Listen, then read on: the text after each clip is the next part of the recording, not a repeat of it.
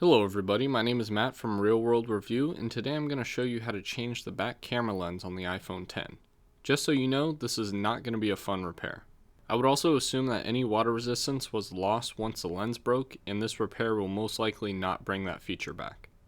For this repair, you will need a P2 bit, a Y000 bit, a screwdriver for these bits, a blade and pick of some sort, and a JIS000 bit or a PH000 bit. So we will now use the P2 bit to remove those outrageously long bottom screws. Next we will use heat to make the adhesive soft. I have already made a video on how to remove the screen, so this will just be a quick recap on how to do that.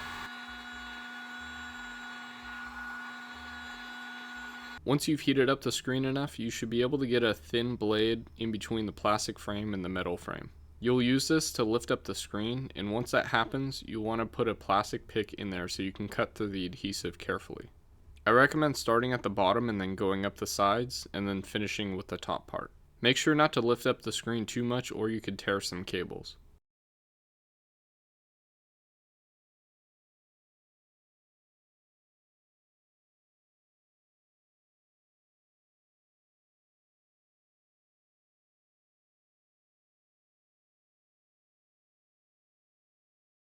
Once the screen is lifted, you'll need to flip it over to the right side like shown. Prop up the phone like shown and grab a Y000 screwdriver and remove those 5 screws. Once the screws are gone, you can remove the metal cover with your fingers or a plastic pick, whichever works for you. Next, you want to unplug the following cables, which will be the battery cable, the display and digitizer cable, and the top sensor cable. The sensor cable is a little bit difficult to remove because there is adhesive under it, so just make sure not to rip it off. I recommend using a tiny bit of heat, but you don't want to use too much heat near the battery. Just be careful. Once the screen has separated entirely from the phone, we will grab the PH000 bit. Next, you'll remove the 2 screws around the camera setup and the little metal pieces.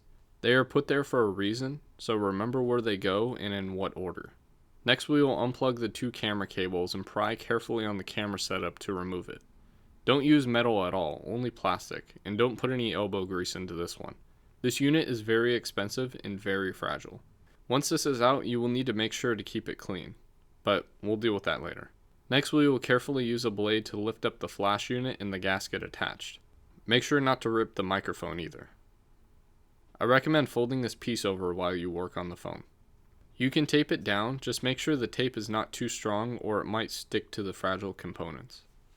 Once you feel ready, you will need to add a decent amount of heat.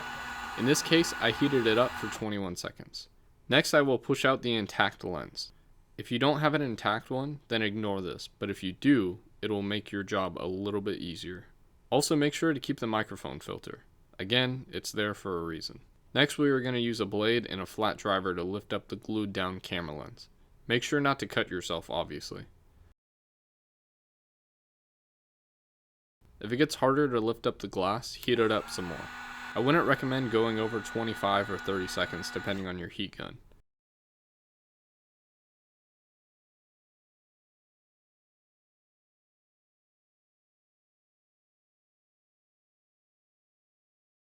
And now the glass is gone.